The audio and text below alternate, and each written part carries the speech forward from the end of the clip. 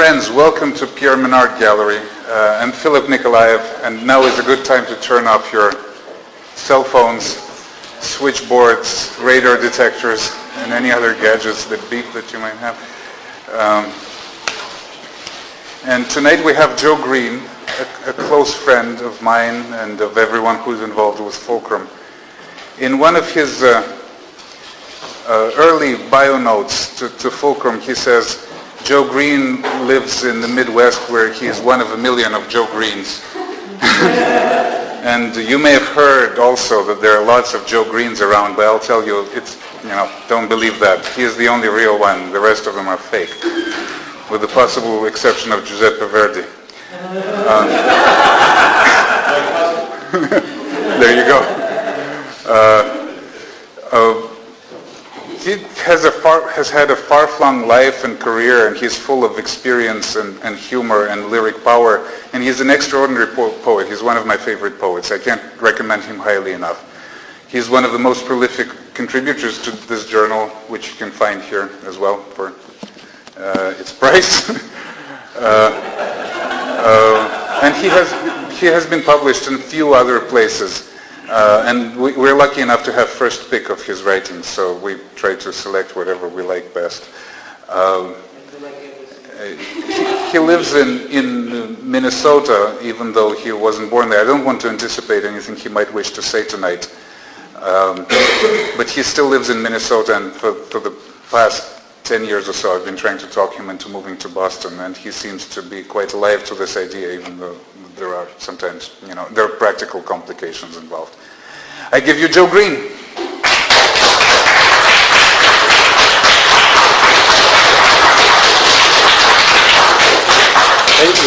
Thanks a lot to Philip and to everyone.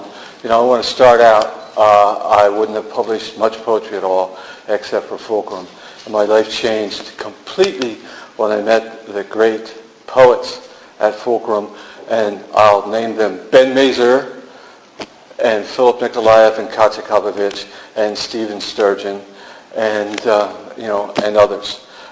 Philip and I met online like in 1992, and we were both contributing to Rec Arts poems, kind of on the Usenet and Rec Arts books, and we kind of hit it off and kind of exchanged poetry.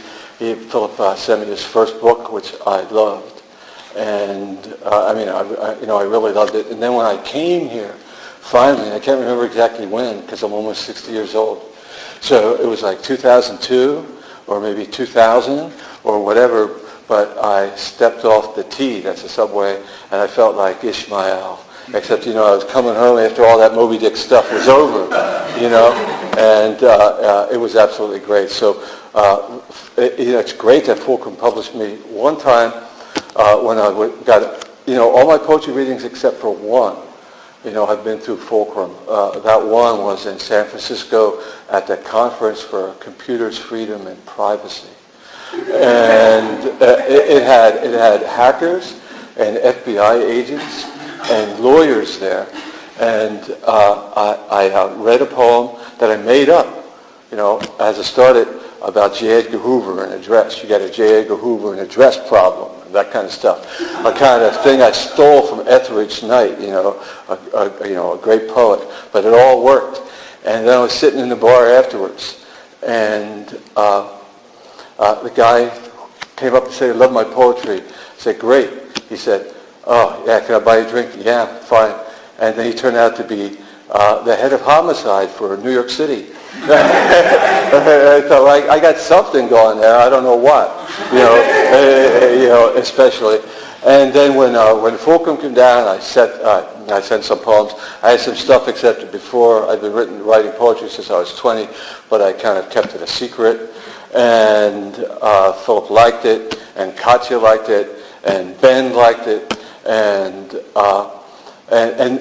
then honestly, I read their poetry. Said, Jesus God, it's like meeting, I don't know, name your favorite poet, in the flesh, and I loved it. And so this is just a great for me that I'm able to do this. It's also great because my wife and daughter are here, and my wife Connie can hear me read for the first time, and Johanna can hear me read for the first time, and she's going to do Johanna the sound. She's my sound technician. She's kind of all the way in all the way in the back. So I mean, that's wonderful.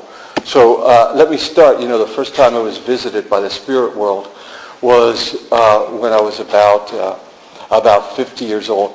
Okay. Philip once, when he introduced me at Dartmouth, he said he had asked me one time why I didn't publish my poetry, and I said, I don't know. I wasn't being completely frank with him, Well, first of all, I need to thank everybody. This is the first day of the Democratic Convention, right? Everybody's here. If you looked in the Facebook thing where you can accept, I am coming, I am not coming, maybe. I clicked maybe. And the reason I clicked maybe is because I could have either been here or be the candidate for vice president for the Democratic Party. Barack Obama was going to ask me. I said, he called me up before he called that other Joe Biden, and I said, I have this other engagement, Barack. And he said, well, what about your plan for, giving ambassadorships to imaginary worlds, to all the poets in Fulcrum? What about that plan, Joe? You going to let them down? I said, no, Barack, you got that wrong. It's ambassadors from imaginary worlds, not to imaginary worlds. And so I decided that I'd come up here, everything, because he didn't get it quite right, but I'm sure all you guys will. Okay, so I was visited by Spirit World when I was like 50 years old, but I remember the very first time I had an inkling of what was going to happen to me, because I'm going to read you the poems of Rin Tin Tin, the heroic German shepherd dog that was born in the beginning of the 20th century and died in the last second of the 20th century, dictated to me through a Ouija board that my wife had given me. I'm going to also read you the poems of the loneliest ranger, perhaps the loneliest ranger of them all, and his great poem, The Diamond at the End of Time. I mean, he's the loneliest ranger because his name is spelled L-O-N without the E. When God was passing out the E's, didn't give him an E. All right? But there I was 19 years old. I was laying in my bed, my Hopalong Cassidy bedspread in Coatesville, Pennsylvania, because that's where I'm from. The steel town of Coatesville, Pennsylvania. I was listening to Bob Dylan over and over. I was listening to the Byrds over, turn, turn, turn. And I was wondering, so what am I going to do with these talents that I have? Apparently the talents I had was read science fiction by Philip Jose Farmer, listening to Byrds music over and over again, imagining that the midnight train came through my basement, and I could catch it at any time.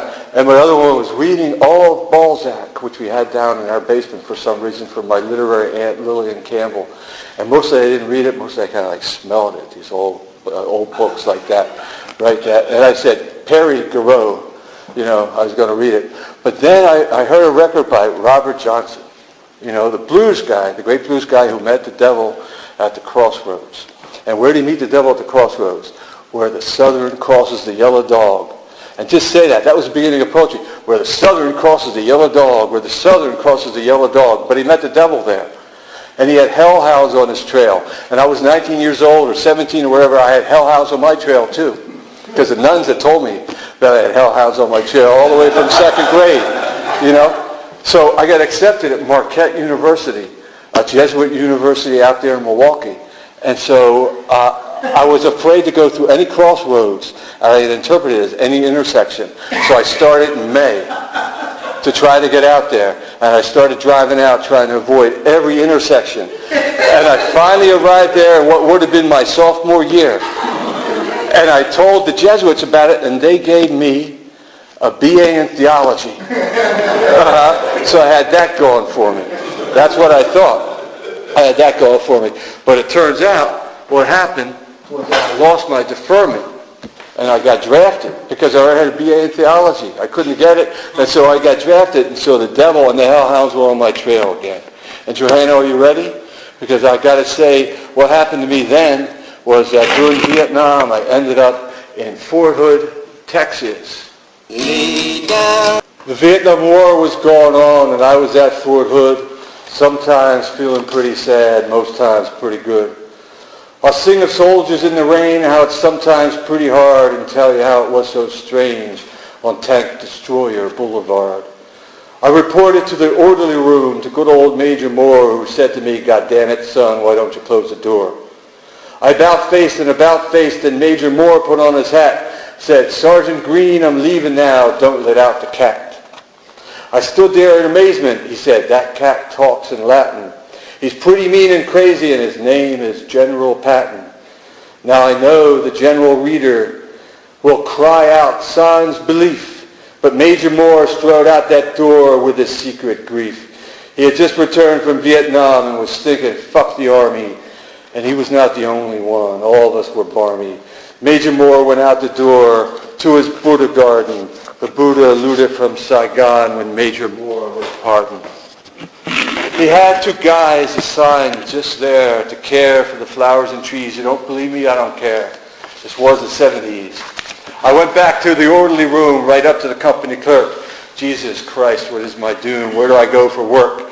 The company clerk stopped typing, said, "Here, take a look at this." It was a novel he was writing entitled The Last Kiss. It's set in 1984 when everyone is dead except for a boy and his little dog. That's really what he said. He looked at me inquiringly as he adjusted his toupee. He was a Mormon and a novelist and quite bitterly was gay. And he played fine jazz piano in a melancholy way. Yes, he played fine jazz piano in a melancholy way. I read the page and looked at him and pronounced the writing fine. He perked right up and said, "Hey, my name is Jim. Do you like the final line?" I looked at Jim quite closely and felt that I had no choice and said in a voice quite ghostly, "Jim, it makes me think of Joyce." Then I packed up my duffel bag and headed out the door, and I seemed to hear a Joplin rag, and I saw who I stood before. It was Sergeant Major Gilmore Davis, who said, "Boy, put down your gear and go back and get a pair of pliers and bring them over here." Sergeant Major Gilmore Davis, in his Gilmore Davis way, had a face like Jesus Save Us, but a smile like Sugar Ray. Last days in Army service, he'd been in since 44, and you think that he might be nervous with all the shit he did endure. World War II and then Korea, 3 tours of Vietnam, but you have the wrong idea. He was mellow, he was calm. He took the pliers, said, "Come with me." We went to the rec room, where he adjusted the TV until Nat King Cole began to croon. "Stay here, boy," he said to me, but he didn't mean it meanly. "After Andy Williams will watch I Dream of Jeannie." I went out into the Fort Hood night with my gear upon my shoulder, humming, "Mama, it's all right." I had a chance of getting older. I was there near the 2nd Armor and the 1st Cavalry, a screw-up in a lost brigade and a lost company. The Cobras shivered above us. The tanks drove down the road and left us alone. God loved us, just like he loved Tom Joad. I got assigned to language school to that strange faculty of draftees, drunks, and derelicts, teaching deportees. Wives brought back to the USA from Korea and Vietnam, from little villas and long-lost hills, from Seoul and from Saigon, so they could work in restaurants or dance in topless clubs and smoke opium in trailers and give those fine back rubs. One day Captain Thomas came looking for his wife. "Where's that gook bitch? I'll kill her." Then he took his life. And she got all of his insurance. She had quite a business sense and opened up a pawn shop with Sergeant Gilkey. Hence her marriage to the sergeant, which followed her upon the order Sergeant Gilkey got to go to Vietnam. And when he listed missing and then he was turned up dead, she said, "I was always lucky, lucky."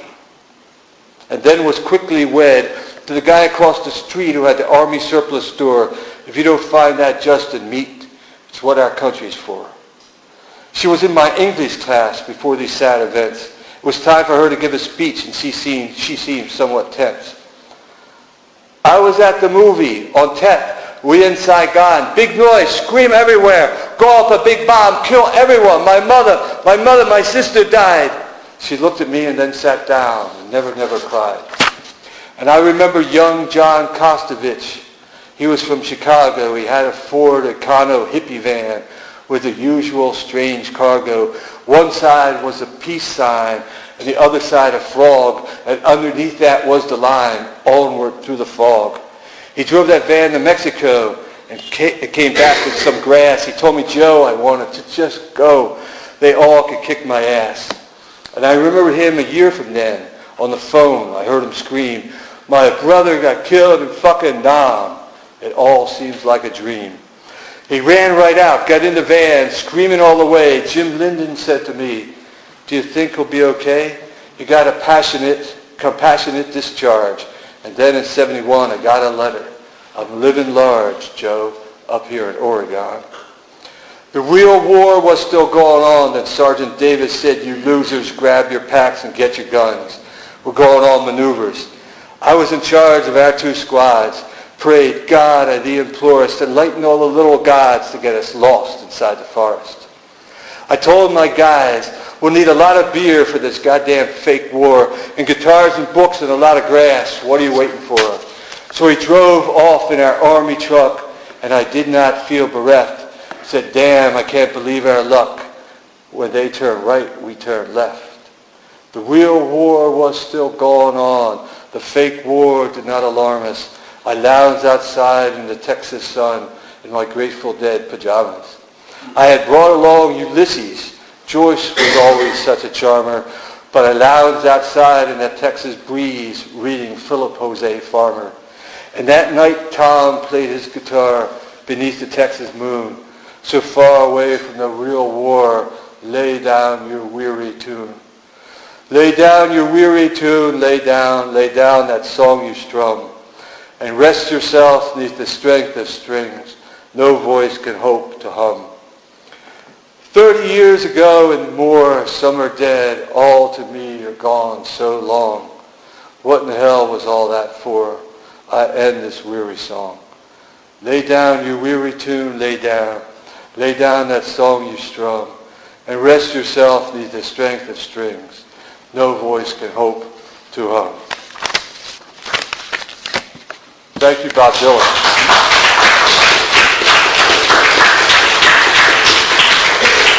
You know, I've been writing a lot of ballads lately. That's lately like a year, you know. And I have a friend named Steve, knew him since 2nd grade, and an altogether heroic character in a way. 2nd grade, 1956 or something. He looked like Bob Dylan at 60, so he had a hard time. And his dad died, and then his mom married somebody who was pretty cruel, etc. Steve was an electronic genius, and his nickname was Sputnik. And I've known him all throughout my life. He still has a website out there. And we went to Catholic school, St. Cecilia Catholic School in Coatesville, Pennsylvania. And so almost all this is absolutely true. And, you know, what's poetry for? One thing great is for is remembering everybody gone, you know. And so this is to Steve and dedicated to Steve.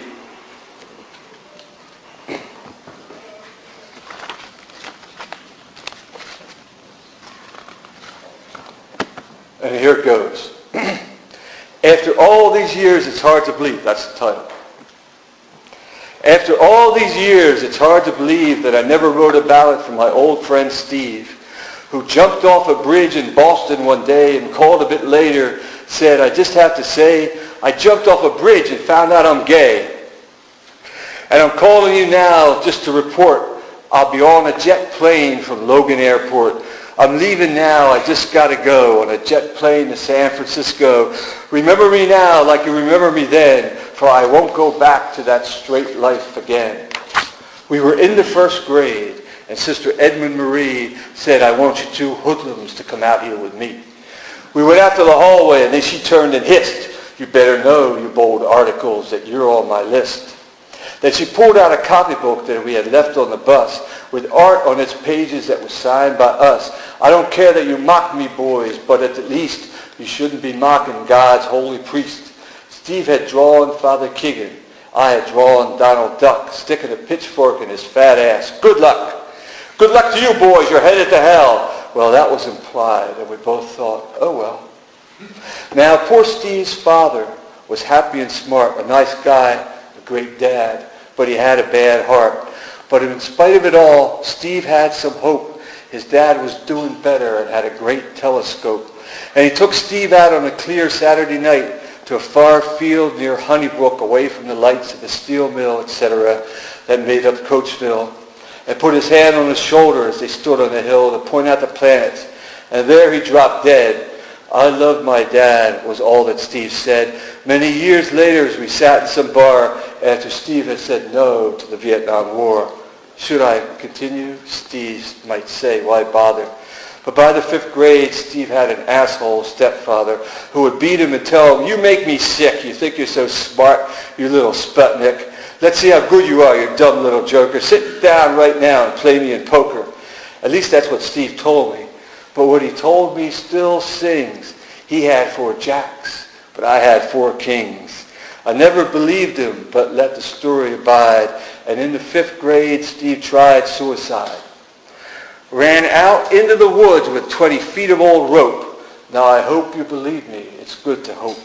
Steve ran to the woods, then fell down on his back and tied his sad ass to a railroad track. He had dug through gravel right under a tie. Steve said, I was serious. I wanted to die. And he stayed there all night.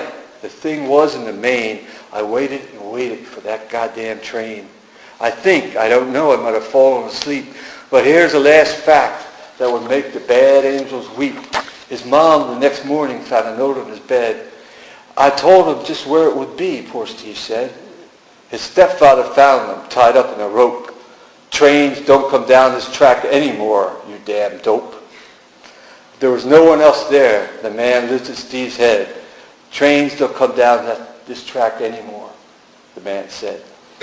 Then Steve became bad, a blot and a blister. God said, that little punk, and sent Sister Eucharista. She came from a Dago school in South Philly, from whence God had sent her with a view to a kill. He said, Sister, you're done with those wops at Don Bosco. Smite that little smartass. Smite Stephen Wasco.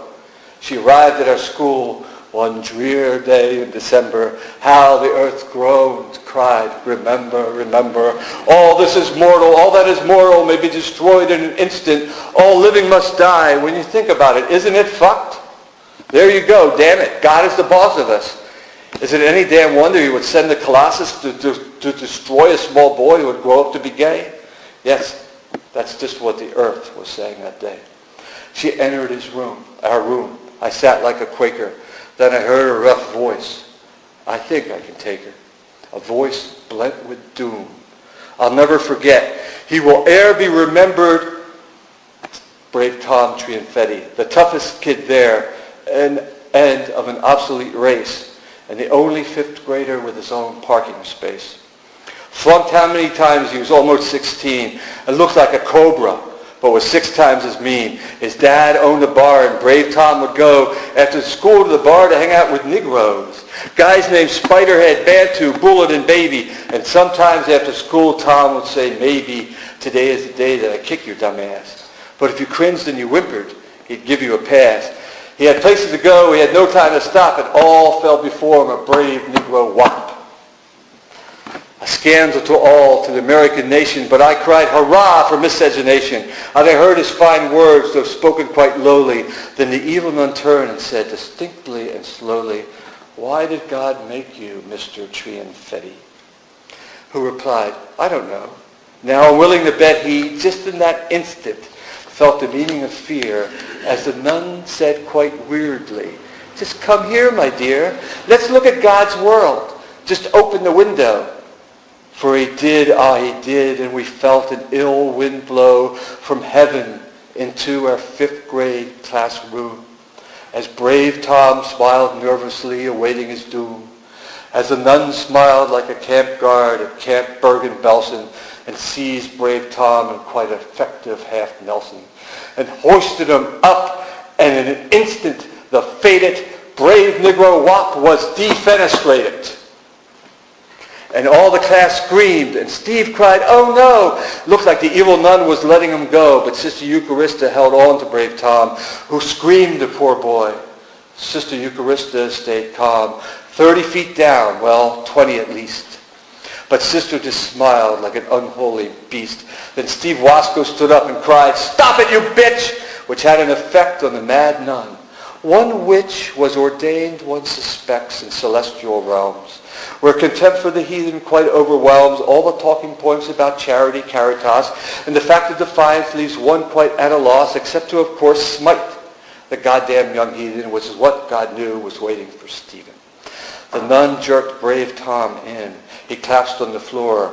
God won't have to put up with you anymore. She seized Steve by the wrist, dragged Steve to the casement, which appalled even the damned down in hell's basement, who raised a confused, a half-human cheer for Steve, who smiled calmly, showing no fear, as the nun heaved him outside, and he, hanging suspended, inspired all the damned outside, and he, hanging suspended, inspired all the damned in red burial blended, as he cried, "Fuck you, there's one thing I know, you're a big old chicken shit. Come on, let me go."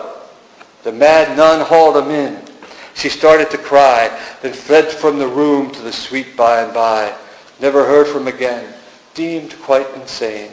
And the next month, Steve's stepfather was killed by a crane, which quite cheered Steve up, made him blithe and so body, and he moved to the grades singing, "Hey, Nani, Nani," and always alone.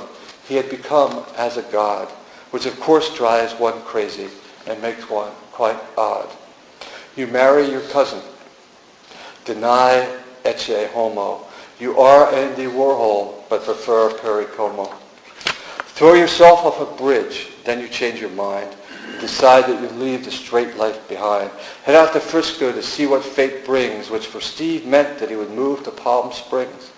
With his only beloved, the guy Kismet sent, a software engineer with a limey accent. And there they live now, but it's hard to believe that this is the end of the Ballad of Steve. That's it for Steve.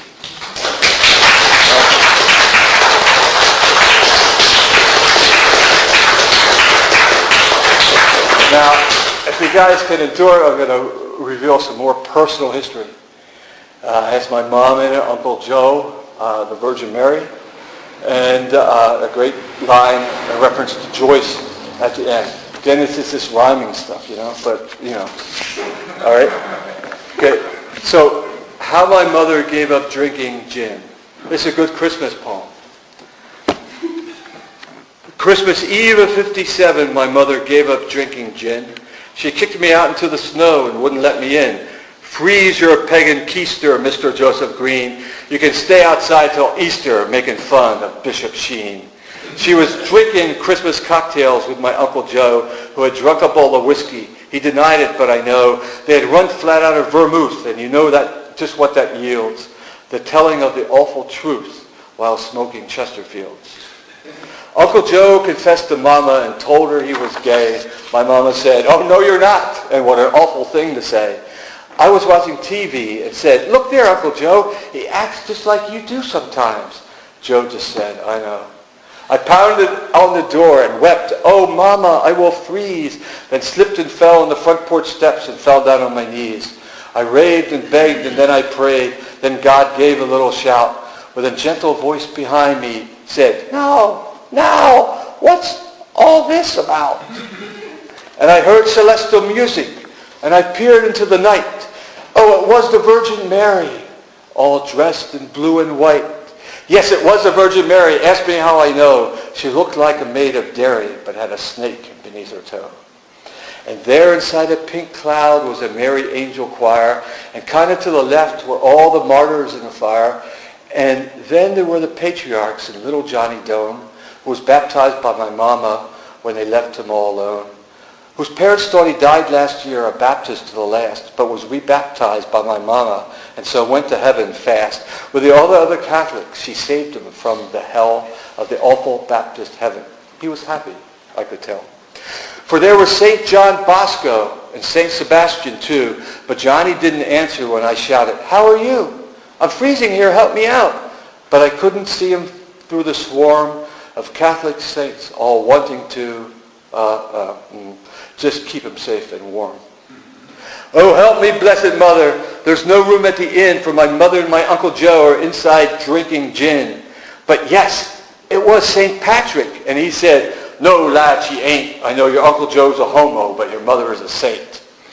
St. Pat raised up his crozier and cried, Erin go bragh. And Mama was so embarrassed as instantly she saw all the saints and angels and the Blessed Mother too float into our living room. What else could she do? Oh Lord, I am not worthy. Oh, help me in my sin. For it is the eve of Christmas, and I sit here drinking gin. For Joe drank up the whiskey, and I fear there's none around. And I have no drink to give you. There was hardly any sound, till the Blessed Virgin Mary said, with her charming Irish lilt, there's no need to worry. I absolve you from your guilt. For we have good Irish whiskey, the finest you have seen. Ego te absolvo. Where's the glasses, Mrs. Green? And turn off that damn homo. We'll have no more sin. Turn on Perry Como and let the sacred in. Uncle Joe was quite offended at that awful homo slur. But of course he just pretended, for he knew just who they were, as he joined the host of heaven as they danced the jig aerobic. They were Irish and were Catholic, and so of course quite homophobic. Then suddenly all rested and beamed with angel joy as good old Perry Como sang, the little drummer boy. Thank God for the Irish, the Blessed Mother said, and I crept up into my room to read James Joyce, The Dead, and put my special music on and watched the general snow and wondered what was going on and danced a slow tango.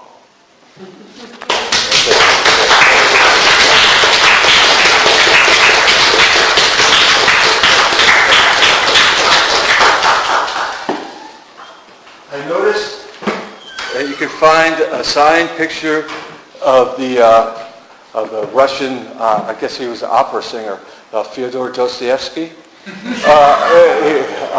there for $85,000. You could buy that. But what I have here, The Dark Bark, Poetry and Song of Rin Tin Tin. Who remembers Rin Tin Tin? Who remembers Rin?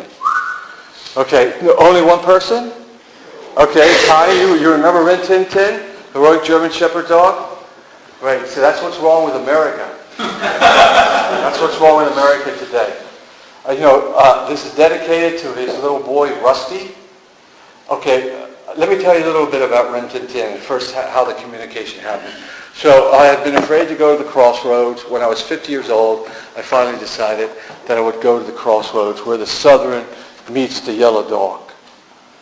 And I was there, and the devil handed me an envelope. Right? Then I met Philip and everything. I forgot all about it for 2 years. And the devil came to me again and again and again, asked me to open the envelope, and I finally did. And he said, you know that Ouija board that Connie got you, that she had way back when?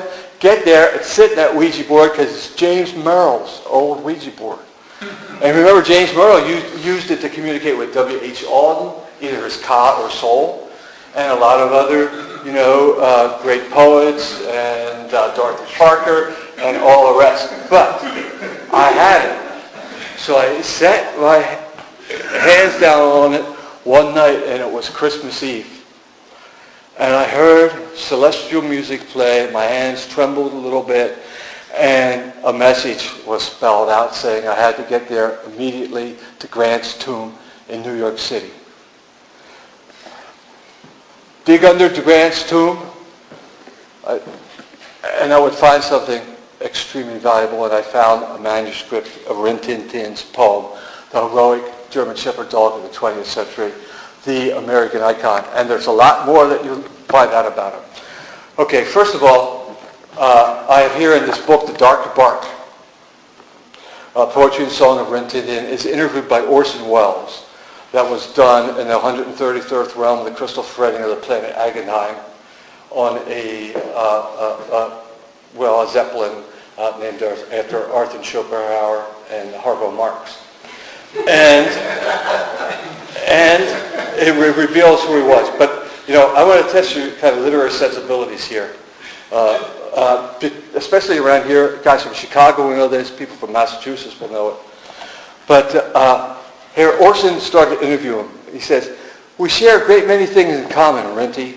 We are men of the world, masters of our various crafts, romantics at heart, and above all else, lovers of the fine, beautiful. You once loved Lady Day, Billie Holiday. I once loved Judy Holiday. Despite your TV work, you are essentially a noirist. The synchronicity of it all. Will you tell us how you came to be who you were? Let's begin with your dam and sire, shall we?" And then Rennie says this, "I never knew them, Orson. I am an orphan and am an American, Chicago born." Who stole that line? "I am an American, Chicago born." Saul Bellows stole it. You know, it starts off, "I am an American, Chicago born," okay, from Rennie. You know? Yeah. It says, "Yes, I'm a dog, but I never even knew I was a dog until I saw Hetty and Buffalo Bill's Wild West show when it came to town. I was already 7 years old. In fact, I thought Dog was my name. My owner was Moish Herzog. And I grew up in the back of his pawn shop. 'Here, Dog,' he would say, whenever he wanted to show me something in the Torah. Or maybe, or more often, they'd go down in the basement and get him a book and bring back one of the lariats he would use to practice his rope tricks. He was a strange guy, and of course so was I.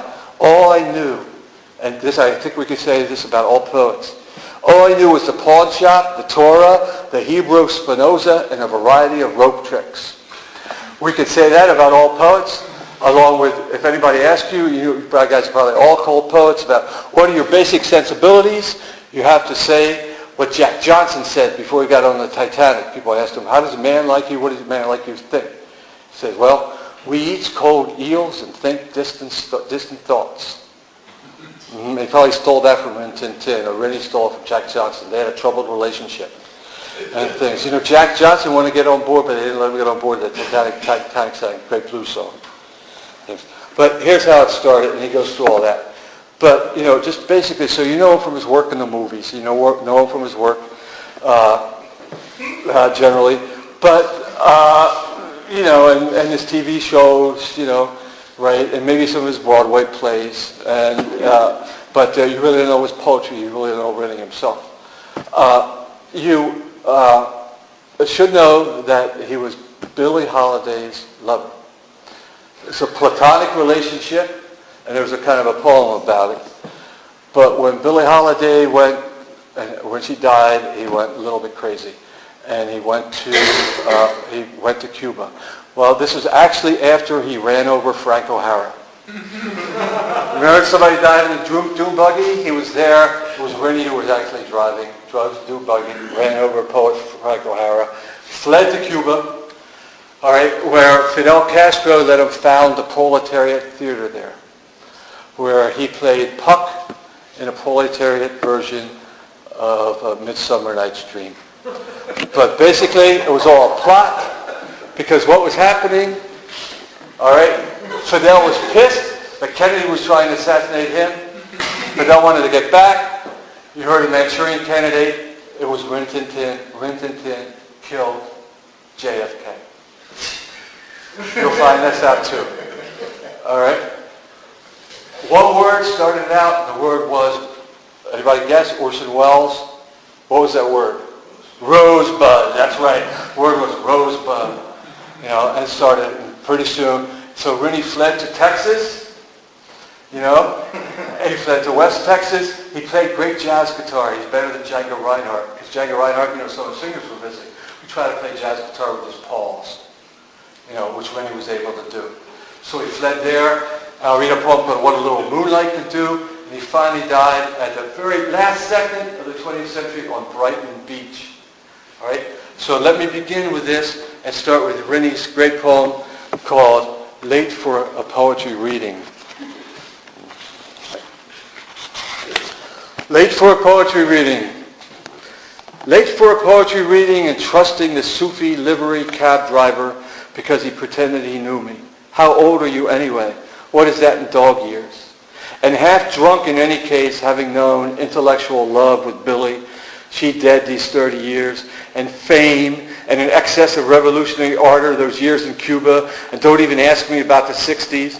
Having ridden the Union Pacific to the Cheyenne cutoff, loveless in America, in winter, dreaming a heavenly chasm, but no, and then hating death and all those who love it, returning through West Texas from pancake to good night in the railroad yard.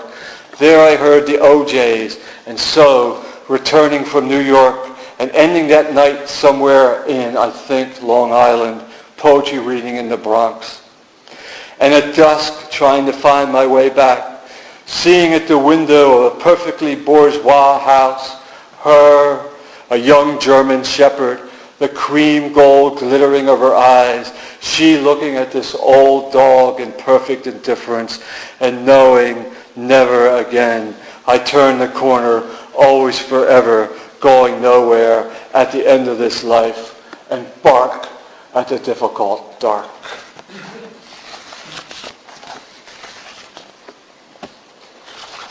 The Defiant Ones. The studio really wasn't happy with Tony Curtis. His real name, Bernie Schwartz. They came to me, as always, but I didn't really think it would be a good move to play a role in which I'd have to be manacled to another actor for the whole movie. I didn't tell this to Billy, but she would have understood. We had that kind of relationship. Don't threaten me with love, baby. Just let's go walking in the rain. I was already leery of typecasting, ready to break out. This was in '58, of course. Billy died next year. I remember what she told me. You could be up to your boobies in white satin with gardenias in your hair and no sugar cane for miles, but you'll still be working on the plantation. Yeah, so my TV show was a hit. So what? West Side Story had been a possibility. It's based on Romeo and Juliet, but I turned that down too. They didn't know about me and Billy, Lady Day.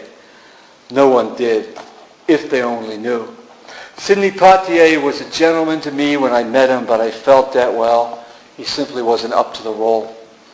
And I was tired of having to carry my part and everyone else.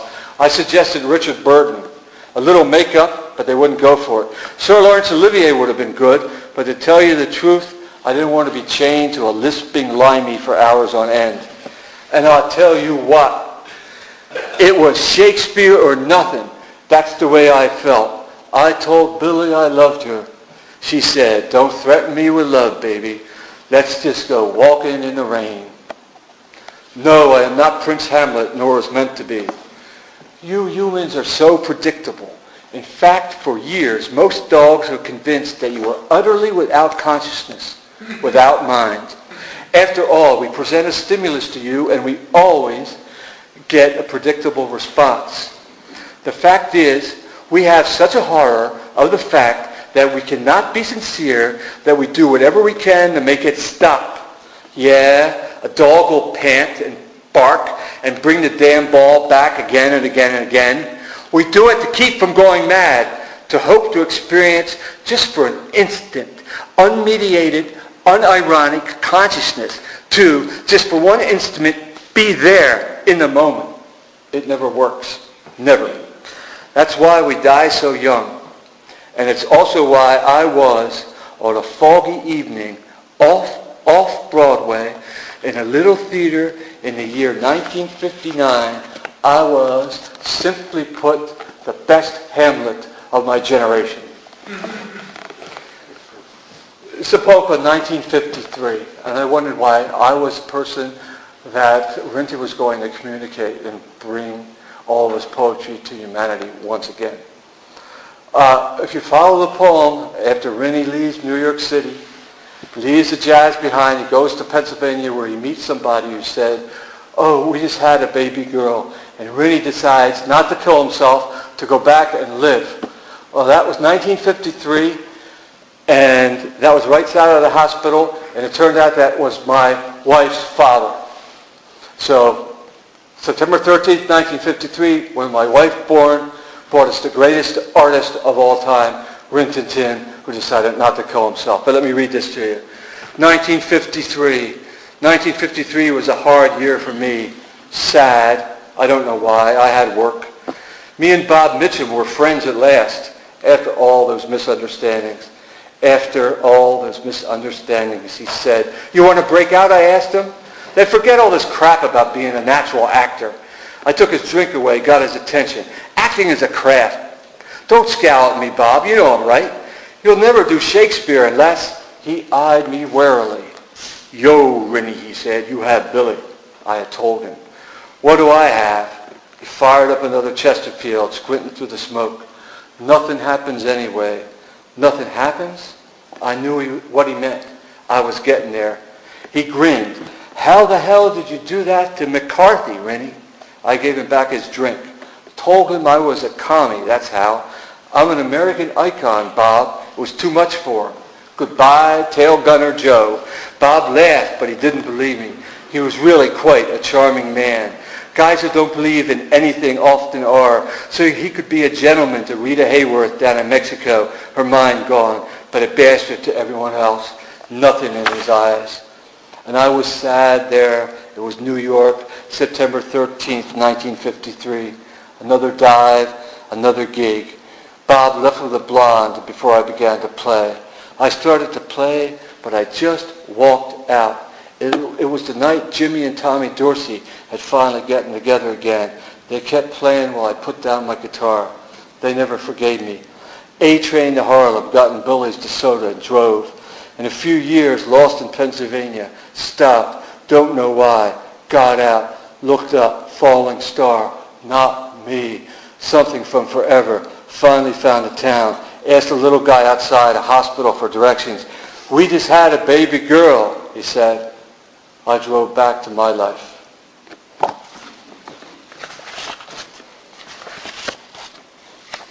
Breakfast at Tiffany's. Okay, but let me read you Rin Tintology, the revelation of the assassination of John F. Kennedy. Rin Tintology. I never met Django, never really wanted to, I guess. We would have eyed each other warily. Like the time I met Senator Jack Kennedy. Was it 57? In the cozy cold, me playing there, Jack with Sammy. Sammy told me he was nervous, Jack working on his charisma thing, and me, height of my fame. Billy there, Jack wanting him to come to the table, her not noticing me, looking at her, playing Vous et moi. Sammy said, Sammy Davis Jr., I think. Sammy said, "Man, come on down, see who's here." So afterwards, I sat down next to the senator. He was in black glasses, smoking a cool undercover or something. Billy came over. She said she liked the man. Afterwards, knew his daddy, called him Mr. Death. That boy has troubles. She said, "He was just nervous meeting me," I said. She could see that. Anybody could. He eyes you warily behind those shades, Rennie. We laughed, forgot about it. I had something he wanted, and he had something held back. Connection, too, as if he knew about us, about me and Billy. Something he said, joking about Harold Hughes. Sammy told me Jack laughed afterwards, said he was nervous, something strange, didn't know why. In 63 in August, Castro eyed me warily. A little moonlight, bourbon on his breath. Backstage, the little moon, a paper one for Midsummer Night's Dream. A wood near Athens, and I had transformed it. A bit of Brecht, all Shakespeare. Theseus nervous, knowing that Quince knew, flute knew, bottom breaking the frame, declaring a revolution, and me as Puck, leaping, flying off the stage like Peter Pan. To Fidel, he standing up, smiling, me kneeling with the flowers, but he afterwards backstage, distant and cold, wondering, I thought, if the applause was for him or for me. Che was very nice, however, speaking one word, and I was in Dallas next. I was in Dallas then. If I could play great jazz guitar, no hand, only pause, why couldn't I slowly hold breath? There he is, pull the trigger of a Mannlicher Carcano 6.5 millimeter rifle. So afterwards he flees to Texas. Becomes a jazz guitarist, goes to Mexico. What a little moonlight can do. 3 days after Bastille Day, behind a shut-up cafe, in a broke-down car, hard to gas yourself if the car won't start, in Cross Plains, Texas, thinking I saw nothing more than myself reflected in my Les Paul Black Beauty that night, I step out of my 1971 Ford Maverick, The door operator courteously laid smack snicking on and look up at the sky, at all the tired animals, stars, blue, white, and lowly, thinking of that night at the Three Deuces so long ago and playing at the famous door.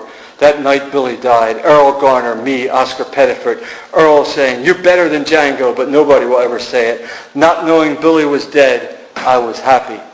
Looking up, I say at the sky animals, the old dog in the moon, ending like this, saying to the drunks in the cowboy bar, "Hey, this riff is based on Les Nigres by Jean Genet," laughing at myself really, and now wanting it to end, but the car won't start. Looking up, I remember I told Billy, radiance is the deal breaker, and heard radiance definably off, her singing What a Little Moonlight Can Do. And that was the last time I was truly happy, and I was there knowing I would never try to find the music again. Tired, pancake, level land, mule shore, Sonora, meadow, what vistas of hidden forgetfulness exhaustively at hand. Boule Bloch, Maurice Ravel, tell me, are you doing well? I seem to hear a faint demurral. Is that you or just this squirrel shivering in my winter garden while I stand here like Sidney Carton? Mercy for all and fall sparrow. I seem to hear a faint bolero. Two more poems by Rennie. Old Dog, a Villanelle. I love villanelles. We need more villanelles. Rennie wrote a good villanelle. You know, Dylan Thomas learned a lot from him. I am an old dog and am gently trying to meekly go down to the difficult dark. Alone, alone, I am slowly dying. The slow snow drifts down and no wind sighing. Take out a Zippo and light up a lark. No regrets, none, no who and no whying. Sad ghosts outside, I hear them all crying. Mort Saul's on TV, makes a funny remark. No thanks, Time Life, I guess I'm not buying. Death's at the door, the bastard is lying. Hey, Rennie, it's Lassie. One small sad bark. Wilder wind now, the snowflakes are flying. Good night has come, there is no denying. Unknown as that country, stark as the bark. I am an old dog and am dying, dying. And you who haunt me forever sighing, crying my name in the difficult dark. I am an old dog and am dying, dying. I am an old dog and am dying, dying. Alone, alone, I am slowly dying. I am alone. I am dying, dying. He died in the pound at Brighton Beach. He refused to call anybody at all. I mean, he knew Woody Allen, he knew Lou Reed. All the rest didn't call. Last one. I died in New York. I died in New York at the shelter in Brighton Beach. My last silence. I thought of Pound at Rapallo in the last year's silence. He didn't speak to anyone. He too had been in a cage. Like him, I wrote and wrote. It was all I had left. 1,673 pages of my life. And this is how it ends. The guy gave me part of his pastrami sandwich. I had Lou Reed's number. I had Woody's. But I didn't ask the guy to call. Come, kindly death, I wrote, not without irony. It's a line I never got to say, the kind of line that went to all the others. I acted with my body, one arf, one twitch of the tail, and you knew what it meant to be with the seventh at Little Bighorn, your little boy dead beside you with a hole in his head, and the bright blood, and the blue sky above, and the red Indian yowling, and you running to tell someone, tell Custer, tear his throat out, for he had brought you to this, and then they'd say, cut, and I would have a smoke, and mess around with my stand-in and tell Jew jokes. And then I was on. But I never, ever began to be what I was. Never, never, never. And yes, I could have been Lear. Oh, you are men of stone. It's cold with the breeze from the beach. I was in Brighton Beach. I was dying. At Sardi's in 57, I think with Capote, I told him everything Holly Golightly, and he just took it and changed the name to Tiffany's now because no one would believe a dog could ever be so tender and gay. But I love the movie. It was cold at Brighton Beach. The guy also gave me some knishes, all of it lost. I should have been kinder. At night, I howled. Now, end with two epitaphs. my epitaph. How oft hath the banshee cried o'er a poor dead dog's grave. Snow, silence, don't ask why, nothing to save. Yet I loved you, sweet passers-by, dear catchers in the rye. As you were, so once was I. Final epigraph for Rennie. I bark at the dark until the darkness yields, as you go stark, babbling of green fields. The Opus of Rin Tin Tin, ladies and gentlemen. Thank you.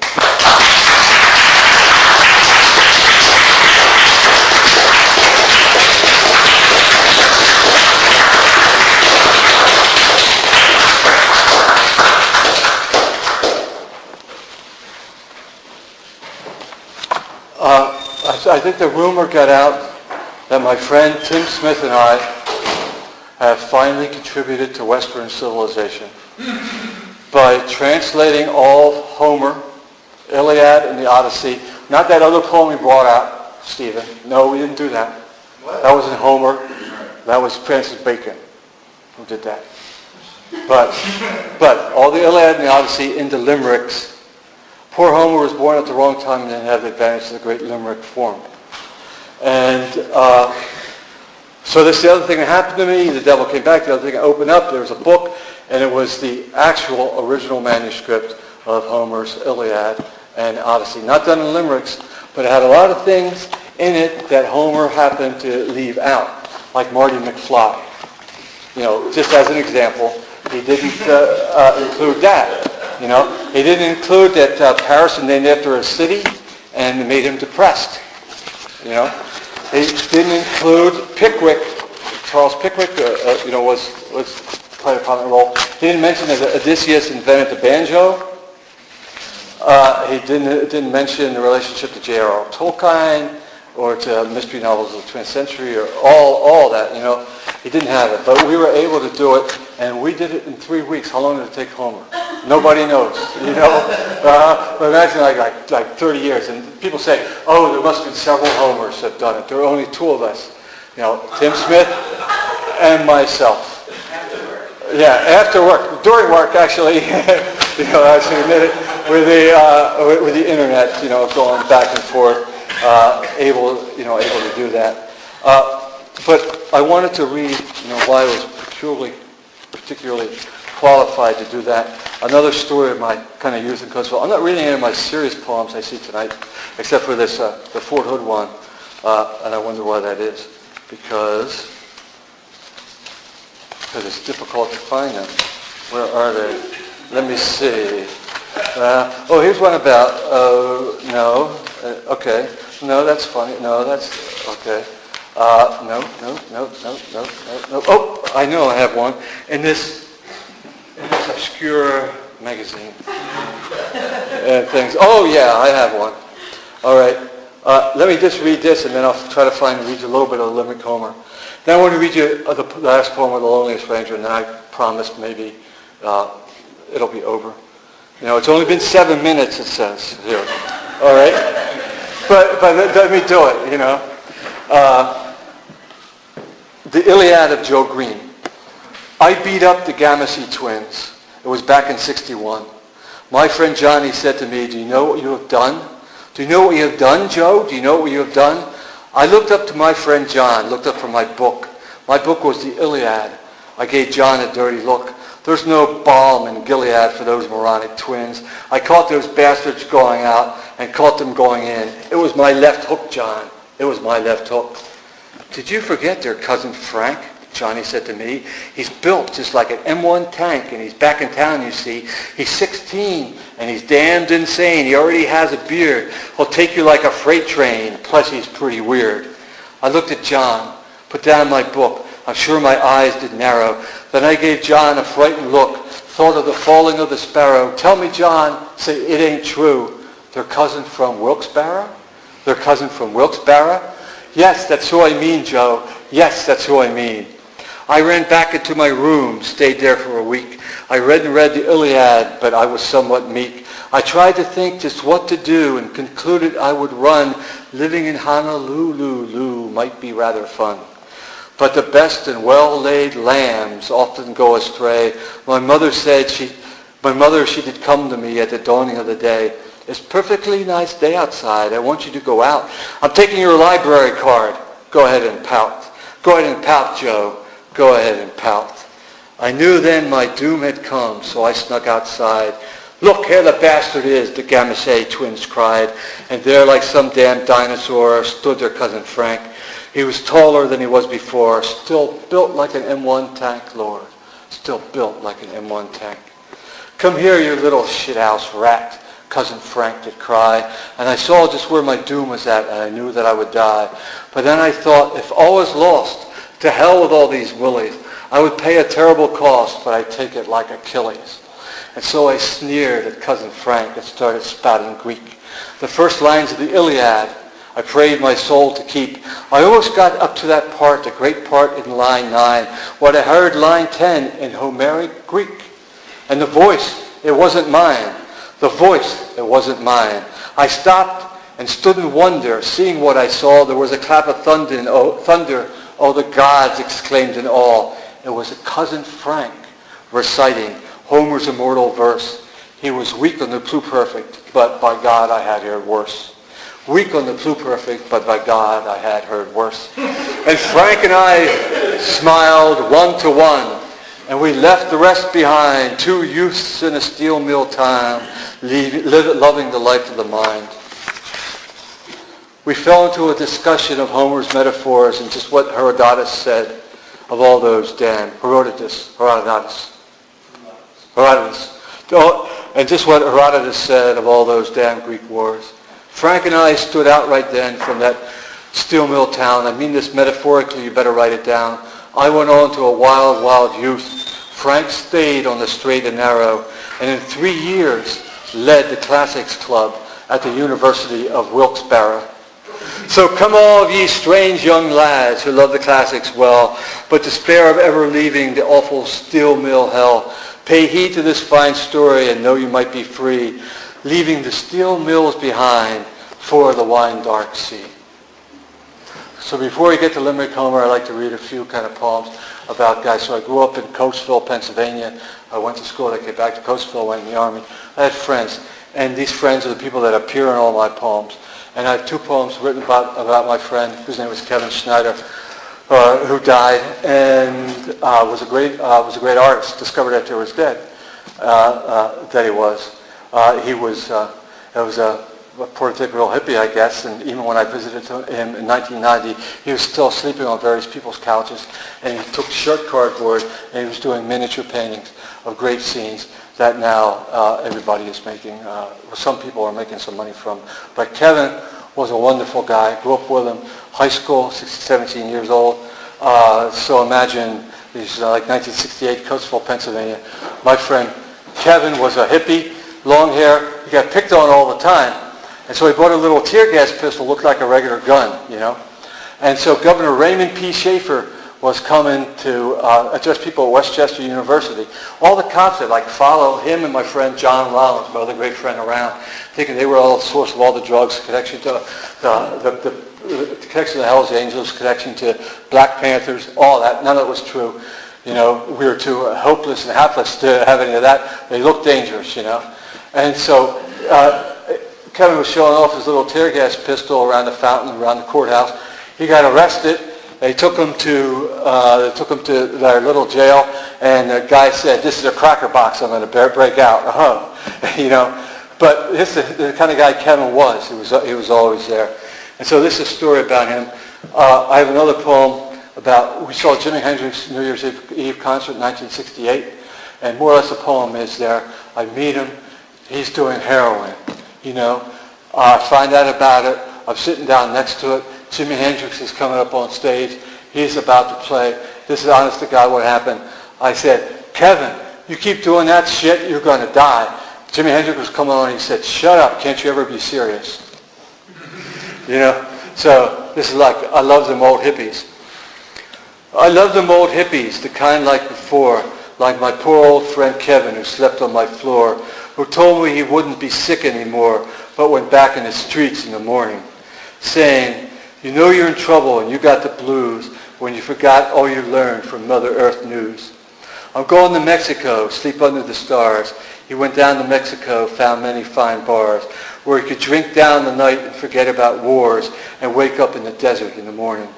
I tell you what, Joe, I'm not going to stay. I'm going to New York instead of L.A. with my Carmelita.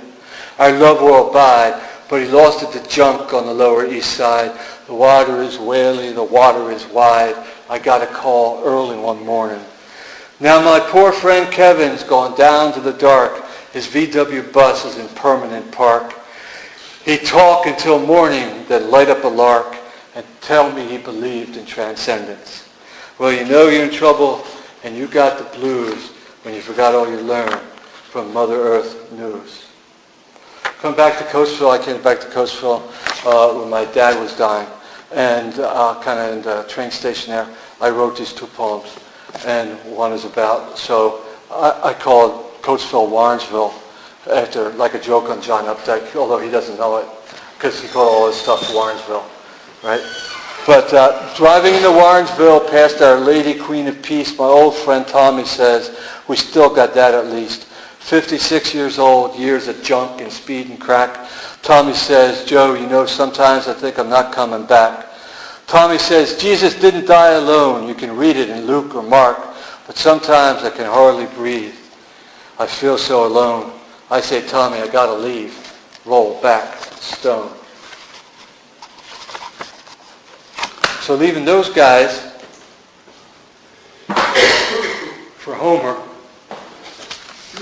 let me read just a little bit of the Limerick Iliad. Let me tell you about an incident on 52nd Street. About my Uncle Joe appeared in the Christmas Eve poem about drinking gin. You know, Alden's poem, Incident on 52nd Street. I sit in one of the dives of 52nd Street, uncertain and afraid. Here's a real story. It was Christmas Eve, 1939. W.H. Alden was waiting for a sign. Been to China, been to Spain. Lord, Lord, don't want to do it again. The Christmas star rages with its usual vengeance. Lord, Lord, give me a little transcendence. Lord, Lord, that's what he prayed at the end of a low, dishonest decade. Drinking alone, then who comes in? But my Uncle Joe. Alden buys him a gin. They fall in love. There is a back room. They went back, boom-a-lay, boom-a-lay, boom-a-lay, boom. They went back to the bar, and unless I miss my dates, Alden wrote in memory of W.B. Yeats. Showed it to Joe, who kept on drinking. I like this place, is what he was thinking. And here we go. The Limerick Iliad. I'll read a little bit from the Limerick Iliad and the Limerick Odyssey. And then finish with a diamond at the end of time. Okay, book 21 of the Iliad. Achilles fights the river. Remember that? Achilles fighting the river? Because he goes in and he slaughters all the youth. You know, he's killing one person after the other. That's a terrible thing about the Iliad, all this killing going on. Get rid of a lot of it. You know, don't need that stuff. But remember the scene at the end of the Godfather, the baptism? Then cut to this or that, you know, hood being offed, babies being baptized, machine gun, Well, we got that going for us in this one.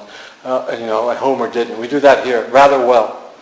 Okay, so Achilles attacks the Trojans hiding in the river Xanthus, which is also called the Scamander, because the Greeks didn't know what to call things. You know? And he takes 12 young men alive. Remember that? He takes these 12 young men alive to sacrifice for Patroclus. He's rolling in the river. What Schopenhauer would say, who was the mother of Helen? Did Zeus really have sexual congress with a swan? Could it have been a goose?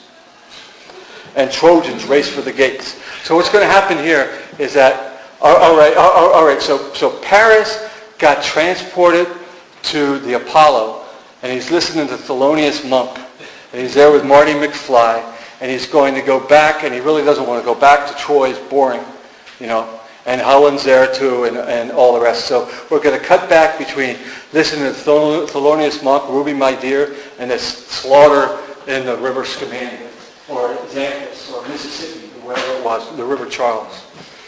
Okay? Okay, so let me just go. Achilles was never a giver, yet even the gods in their immortal flivvers, gauding about, gave an incredulous shout when he began attacking a river. The Trojan had fled to its banks. They ran into the water, their ranks shattered and broken. Heaven, hell, or Hoboken, shouted the gods, clapping hands, giving thanks. Achilles jumped into the stream. Paris listened to a love supreme. He was listening to Monk getting quietly drunk while Marty McFly laid down the scheme. Achilles thrust with his sword. Monk hit a diminished chord. As the river ran red, as McFly said, we better be getting aboard. Paris said, wait, let me hear Ruby my dear-o.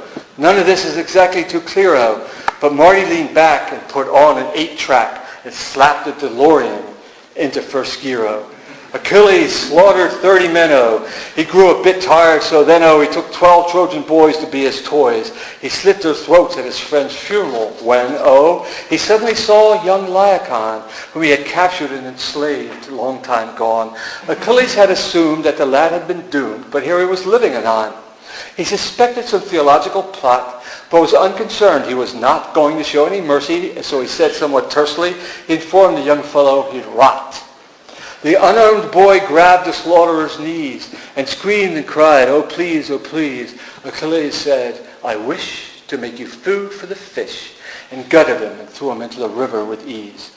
The Greek warrior was on a mad tear. Who he killed, he just didn't care. He met Astriopaeus, son of the river Axius, and sliced him in half like a pear. Then comes a horrible section where cold eels come from every direction to feast on the guts, while fish nibble his nuts, leaving no hope for his resurrection. The river Scamander cried out to Achilles, damn it, cut it out. He then called out to Apollo, saying, man, won't you follow Zeus's plan, put an end to this rout? Then the river god got pissed and attacked, knocking Achilles right on his back. He thought he would drown, for no gods were around. His composure was starting to crack. Now the gods started to rage at each other. Every immortal sister and brother go for each other's throats. To Zeus, it's a joke, knowing that Hera's their mother. Athena knocks Ares around, then takes Aphrodite right down, saying, don't be a silly one, it's curtains for Ilium. Aphrodite did not make a sound. Poseidon then challenged Apollo. Apollo replied, it don't follow that we contain divinities, containing affinities, should fight over these mortal fellows.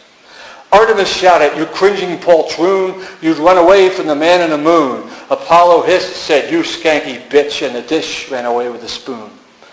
Then Hera caught the goddess's hands, ignoring her unpleasant demands, then took her bow and her quiver, and then to deliver a slap that knocked her down in the sands. She flew away and flew to her pap, and wept and wriggled in the Olympian's lap. One could conclude, but one might not be too rude, was Zeus ever brought up on that rap?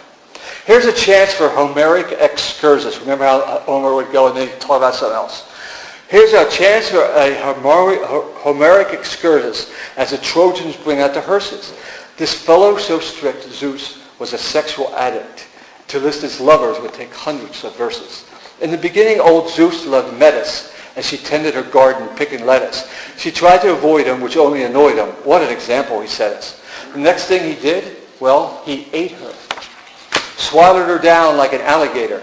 The sad reason was, well, just because he was Zeus and a vile pantocrator.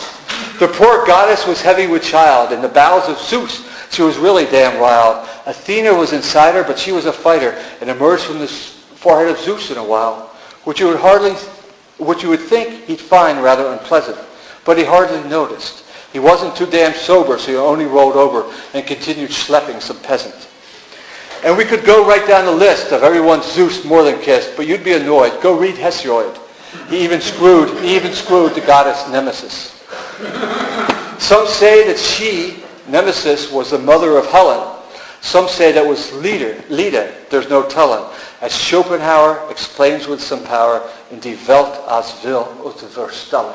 You know that's the limerick line, the ornament limerick line. You get to do that, telling Helen, then Die Welt is full and verstellen. That's the way it goes. You know this, Homer did not nod at this part. On one side, we have the poet Yeats, though many scholars claimed he screwed up his dates. Perhaps Zeus came as a swan and exclaimed, Tre bon. But right now, Priam shouts, open the gates.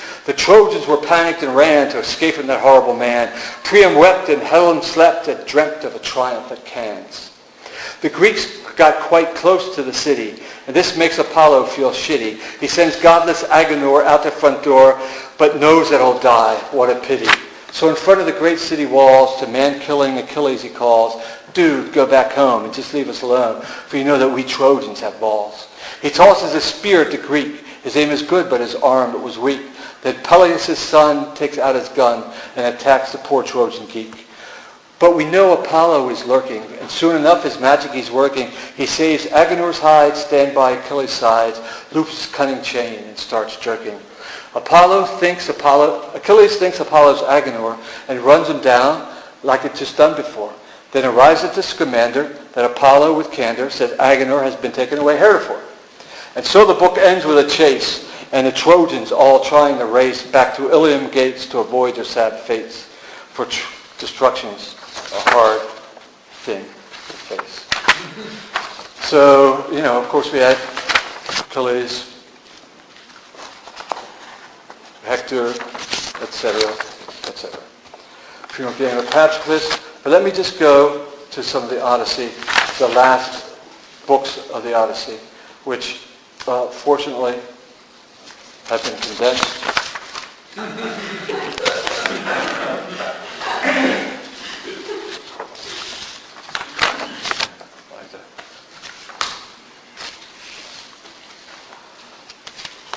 Okay, let me just read you a little bit from. We'll skip Achilles and the banjo. Let me read you books 13 through 24. Okay, and we have the epigraph written by some poet. Hark, 'tis an elfin storm from fairyland, of haggard seeming, but a boon indeed. Arise, arise, the morning is at hand. Okay, so this is when he finally, everything is kind of revealed at the end. He ends up in Atlantic City. George Burns, it turns out Odysseus invents vaudeville and all the rest, but okay. And Captain Ahab is in here, but, I can't read you the whole thing. But Odysseus looked up, it was day. The free French sang La Marseillaise. Sam was asleep, and dark dreams did keep Rick awake all night in his cafe. Outside, the warp and woof trembled. Over all, you might say it resembled what's going on in the Gospel of John, and beings sentient and non-sentient assembled in the sky above the time and space port, where possibilities of every sort reclaim transcendence in a way that's quite splendid, revoking the claims of La Morte. Away, Ahab cried, the Pequod waits for us, nor other men nor gods. I'll continue my quest, but I think it's best for you to go home. Damn, that's odd. And I think it's worth asking just why you will live and I have to die, because I rage against the nothingness biz, while you long for your dear wife and sigh. And you are considered the wanderer, though exposed as a poor blunderer, while my mission ends in nuclear fission, thundered Ahab the Asunderer. And the band played the leaving of Liverpool, and Odysseus played the flop-eared mule, and there was grace all over the place, which is something you don't learn about in school. Odysseus went aboard, fell asleep, and the Pequod made it over the deep, and he still was snoozing as they went cruising. Ahab said, I had promises to keep. Odysseus snoozed. They made land. Ahab left them there on the strand beneath the steel pier, and he thought it quite queer to wake to a Dixieland band. And there in the air, a flying horse. It wasn't Pegasus, of course, but a horse named Jose, owned by Dennis O'Day, who jumped with negligent force from a diving platform right there, then plunging through the salt air into a pool, nothing so cool came to Ithaca since before the La Guerre. Now the plot is beginning to thicken. On the boardwalk there was a chicken. That, well, you know, can play tic-tac-toe. On the bench, Mr. Pickwick from Dickens looks out into the glowing salt sea. And who's passing by? Hey, it's me with my dear old dad. And I feel rather sad, so I pleaded with Dad so that he would get me some saltwater taffy and a number of comics about Daffy, that strange goddamn duck, but I'm having no luck, for my father's had too much black taffy. And it's father and son on the quest. My father thinks it is best at this late date to micturate at our hotel than rest in our rooms on Baltic Avenue. Yes, right there, what can you do? If you're the son of a gun who's had too much cafe, well, you're through. But you saw the old diving horse, and the monster of the sea, of course, will be on display for just one more day, and your dad, with irresistible force, is driving you through 58 and saying that now, I say, wait, all that is gone keeps going on. The white rabbit tells you, you're late. Ah, you still don't get the idea? Well, Odysseus now begins his career, but vaudeville is dead, so George Burns said, we better get out of here. And Odysseus says, where's my son? And Telemachus came on the run. And then who did they see but Penelope singing, hey, ain't we got fun? They glide like ghosts, past all readers with their broken remotes. Yes, they fled away just on that day. They're gone. They didn't leave any notes. Thank you for homework.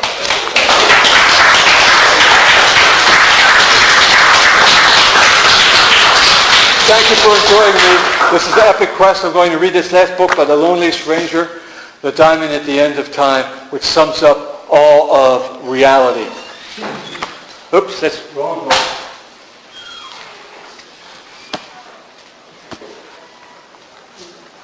That's it.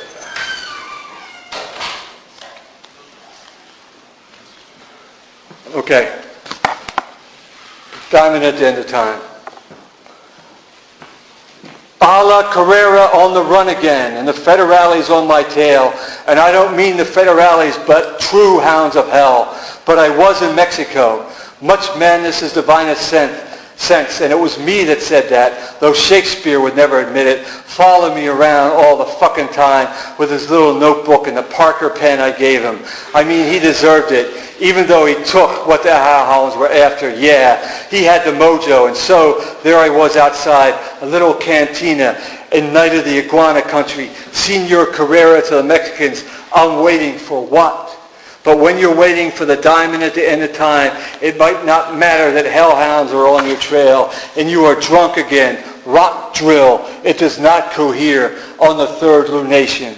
They keep watch on the hilltops. The moon was big and yellow and bleary, so I was feeling fine. And it was midsummer. I was thinking about Shakespeare. Take and take, motherfucker. And the moon was big, and you thinking, I'm running again. Loneliest Ranger, Black Zorro. And then the moon winks at you, and you are someplace else. And that's how it happens back in time, or somewhere, or somewhen. Man, I was just back from London, 1590 or so. I never checked. Exactly. And it was so strange. Everyone you see there on London Bridge, as you smell the stench, everyone is dead. But the stench is from the river. I never thought death had undone so many. Another fine line of mine stolen. But there I was, a man, loneliest ranger with a white hat, with a white feather, and a silver suit. But they never gave me a glance. Onlyest thing wrong was my boot heels was too low. They knew how to dress then. And there it was, the Globe Theater show out around 5 o'clock, Gabriel Garcia Lorca time, around 5 o'clock in the afternoon, as it always is at times like this, when you are flung backward in time, and you know the little guy with the double beard, the ink-stained wretch squatting outside the theater, trying to write something with a goddamn quill, as the producer screams at him, and he acts like he's someplace else, his lips moving, writing, is the bard himself, Mr. William Shakespeare, blotting the hell out of his lines. And there is a tide in the affairs of men. You got to catch it at the sticking point. It's like this, as I explained to Shakespeare, as I helped him out with what to do when the bad guys get the drop on you. Helped him out with what to do when the bad guys get the drop on the hero. You got to have a distraction, I told him. Christ, don't you know anything? And the bad guys have to look away, and the hero grabs a sword, and it's best if he have a chandelier to swing from, as he cries, and he should say something like, "Suff, thump, horse unhound, taste cold steel," and it's in his place someplace. So I went right up to him, and I took his hat. He jumped up. "Shakespeare, my man," I said, "give me back my hat." "And I'm not your man," he said. And then when he looked at me, he cried, "Amour!" And I gave him back his hat and smiled and said, "Yeah, love gets you into trouble. I know you got dark lady problems, but I ain't here for that." Then I took out my Parker pen and I said, Shakespeare, Bard, this is for you. Yeah, it's a pen. Try it. And he did. Who are you? He said. I'm a free black man from the seacoast of Bohemia, I told him. He didn't blink, geography not being his strong suit. We got to talk. Let's go, man. He just nodded. We went to the Mermaid. You interest me strangely, and I could tell it had happened to him before, that deer-stealing son of a bitch, because he made a little smile as he picked up his quill. You won't be needing that anymore, I said. You got a Parker pen there with endless ink, so don't try that shit on me. What do you know about the diamond? What diamond? He said. That would be the diamond at the end of time. Rock drill, he said. Is immortal diamond, he said. Brother, I said. He smiled. Let's be off to the Mermaid, fine canary wine, and the lascivious pleasings of a lute. Milton stole that line. Shakespeare would have, but he was sweating like you do when you meet a free black man from the 20th century giving you a fine Parker pen with endless ink and some of your best lines. We got drunk first, of course. Ben Jonson came in. What a damn bore. But we didn't pay him no attention. Okay, I said, you, always calling people whoresons in your playbill. Why don't you just say motherfucker means the same thing? And he laughed and wrote it down. And he admitted, yes, he knew about the diamond. And then Shadow seemed to get more like real fucking scary. And then Shadow said, he said, all right, I know Ezra Pound sent you. He promised to come back. I tried not to act scared. Well, when was this, I asked. When was this and where? Hussein, he said, Nova Vita, the Commonwealth, the far shore at the third nation. What the fuck does that mean, I asked as I melted into air. Full baked, foolish compounded, fully falling footlings, foison plenty of flickering fluttery gibbets, flux of flouting stock, flawed as flax wenches, fleering and flat-mouthed flirt gills and fleshmongers, full gorge yet frustrate, patchocks and pantaloons, you scream. But no one hears as you melt. The crystal fretting, CF, is fracted. A certain ontological void is created. The exterior envelope is palpated to effect a hiatus in a lattice work, dehiscence sufficient de facto, of course, always implicated, and liminal porosity, but anticipated invagination of light delayed. And the da of sa and the non-place of Vorstellung is temporarily inhibited by glycement going all glockenspiel, causing CF to groin, glutted by vacuum, awaiting glissando, and you get pretty fucking tense. So no wonder all you want is a margarita, and then another, as you find yourself, of all the gin joints in the world, and the Mexican cantina, where you have to take your tequila straight, and you know what you have. You know what all hell wants, which includes Mr. Ezra Pound. So you are outside of that cantina, and it happens again. We go all darkling. You step out into the dark. If I didn't want to die, I wouldn't have lived, and you know you are there. The Commonwealth, the far shore of the third nation. So of course there are black riders. There's just about anything in the Commonwealth. All stories. All sweet days. This is where you grew up if you were a certain kind of kid. So I knew where I was. Midsummer Night's Dream. Woods near Athens. Music. Alone of us, Ben Jonson said. Shakespeare would put an ass's head on fairyland, and my ass was there. Hell, as they say, could be Ilion, Rome, or any other town. And even the woods behind Athens were right then. Two goblins got me, Ophes with SS insignia, dragging me back to a castle. A bleak wind rising. Ah, bitter chill it was. Across the drawbridge, stone and cold moon, gargoyles, and then to a room, a lofty chamber, triple arched. The window, candlelight, torchlight, they threw me down before the throne, snarl, silver trumpet, they killed Keats. But no, I see it as the bard himself, two goblins holding him, and before me on the throne, stepping down, Mr. Ezra Pound himself. Ezra, you're a scholar. What's the time of day, I say, since it's important to confuse the motherfucker and maintain a high and holy style, for that's the way it's written. You ready to be put in the cage? Where is it, he says. I want it, and I will have it. It does not cohere, which last I attributed to him being confused, that I, the loneliest ranger, would have the mojo, which I did have which is why the hounds of hell, etc., were after me. Now you have to keep one step ahead of these evildoers, so I took it out. You looking for this, I said? I laughed. Here's the mojo. Here's what you're looking for. Fix your poetry right up. Here it is. Satchel pitching in Ponce de Leon Park against the Birmingham Black Barons, threw the ball so fucking fast that it disappeared. And here it is, Pound, but you don't know nothing about it. Here's the ball. Here's the mojo you want, but you don't know nothing about it, do you? And Pound jumped back, and the Nazi goblins jumped back. Whoa, yes, here it is. And he couldn't say nothing.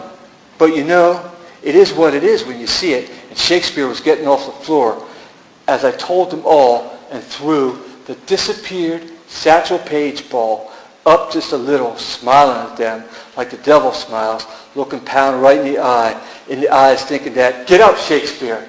Saying, rock drill, you reading Frobenius, Benton, Delmar, Agassiz, Fenelloa, knowing nothing about Ruth, Cool Papa Bell, the splendid splinter, the little guy sweating each pitch against Class D minor league semi-pros, thinking St. Louis All-Stars, Detroit Wolves, Kansas City Monarchs, Homestead Grays, Pittsburgh Crawfords, Memphis Red Sox, Chicago American Giants, Kansas City Stars, Detroit Senators. Get up, Shakespeare! Grover Cleveland Alexander, sick and dying at Boyer Bears Hotel. Get up, you deer-stealing fuck. All over. You never even went to a Yankees game, Ezra Pound. And you want the mojo? You never even went to a Boston Sox game. And you want the mojo? Here, take it. And I wound up, and I threw the ball at Pound. Ran at the goblins, faked, got their swords, flipped one to the Swan of Avon, sword glittering in the torchlight, cried, I was born to this. And of course the torches guttered up with a goblin flame. Hot wind from hell blew into the chamber, and who should leap out from behind the arras but more coldly grinning Nazi shitheels. Saw Shakespeare cut two of them down, howling, angels and ministers of grace defend us. Ha ha, I laughed, we got to do it ourselves. And the disappeared ball, of course, back in my pocket, mojo working, Shakespeare and me, back to back grinning as darkness surrounds us. And what should we do against it but leap on the chandelier, swing to the tower winding stairs, kicking Pound on the head, rush like Happy Ghost up the dark stairs, making it to the great door and shutting it just in time, all hell pounding. Remember this when you write Macbeth, I panned it. Knock, knock, knock on the gate. That would be a great effect for one of your plays. No, don't try to write it down. And we are here on the ramparts, hell's angels pounding at the door. That door's going to break, I warned them. The clouds blowing across the moon. Darkness surrounds us, and then I saw it. The star, the greeny star, winking in the west, low there, right over the trees. I pointed to it as the door began breaking. We can't hold them off, Shakespeare screamed. I look around the ramparts. Hey, it's a great place for some prince's father to walk all night. How do you like these ramparts? I told him just trying to calm them down. Look at that star, the greeny star. We're going there. He was too scared. Look up, I shouted, for the wind was blowing now and the shadows were coming down from the moon. We're going to go there, and my mojo will get us there. What the fuck are you talking about? He screamed. I grabbed him, took him to the edge of the ramparts, 300 feet up, and they had broken through the door. Jump, I screamed. Jump like Butch and Sundance. Whooped, grabbed the bard, and we jumped into the dark. All the federales say they could have had us any day. They only let us slip away out of kindness, I suppose. I'm Pancho, I shouted, and you, my man, are Lefty, because we floated away into that dark, me waving at the goblins, floating towards the greeny star, and I got the ball, and I threw it right up, whoosh, felt a little sick, we were there. I looked down, the green diamond. And of course, remembering how I first walked into Connie Mack Stadium with my daddy, seeing the diamond, green and eternal. Always remember my daddy said, we were at the diamond at the end of time. I knew right away we stood there in the stands. The diamond at the end of time shone below us. It was the fifth inning of the 1932 World Series. Number 3, Babe Ruth was at bat. Charlie Root was pitching. The Babe pointed to center field. I shouted, that's the Babe. That's the Babe, and that's the called shot. Watch. And we watched as Root hurled the fastball. Then Ruth hit high, and out of here to forever. The called shot, the immortal moment of baseball, the diamond at the end of time. We were alone in the stands except for a hunched, seated figure not far away in a tan raincoat. I recognized him at once. It was God. He was God. That's God, I told the Bard. Oh shit, the Bard said. It's true. God's a Yankee fan. How the hell did he know about baseball? The babe headed for home, and there was Lou Gehrig ready to shake his hand, the Iron Horse. Man, this is great, I said. Cool Papa Bell did that kind of shit all the time. You never hear about it, though. And Gehrig is at bat and hits another home run. The thunder after the lightning. Then it happened all over again. Again, the babe raised his hand, indicating strike two. Again, he stood out in the batter's box and pointed a finger at center field. And a tremendous smash, 436 feet over the fence and into a ticket booth at Waveland and Sheffield Animals. And again, he rounded the field, holding up four fingers now. And the Iron Horse was up again. And again, smashed the ball into eternity. And it happened again. And I knew, what's the matter with God, I asked. And I knew God is trapped, watching beauty over and over. It was 1932. God damn it, I shouted. He's watching while the Nazis are taking over. Again it happened. God stood up, and he looked over at us. He stood there. He looked sad standing there, surrounded by empty beer bottles. We went over, me and Shakespeare. He looked at me. Give me the ball, he said. So I flipped it to him. He flipped it back to Shakespeare, standing there grinning with his little devil beard. God gave me a box of Cracker Jacks. Nice to have met you, Shakespeare said. Tossed the ball up, caught it, and disappeared. I really didn't say everything I said, God said. And later I remember Yogi Berra really said that. The next thing I knew, I was outside of Wrigley Field. It was 1932. Chicago. God was not watching here. Hitler and all that, and me just standing there. It, of course, began to rain. And I knew why I was the loneliest ranger. Knew again why I was the loneliest ranger. God gone, the Nazis closing in. Shakespeare had my mojo. Finis.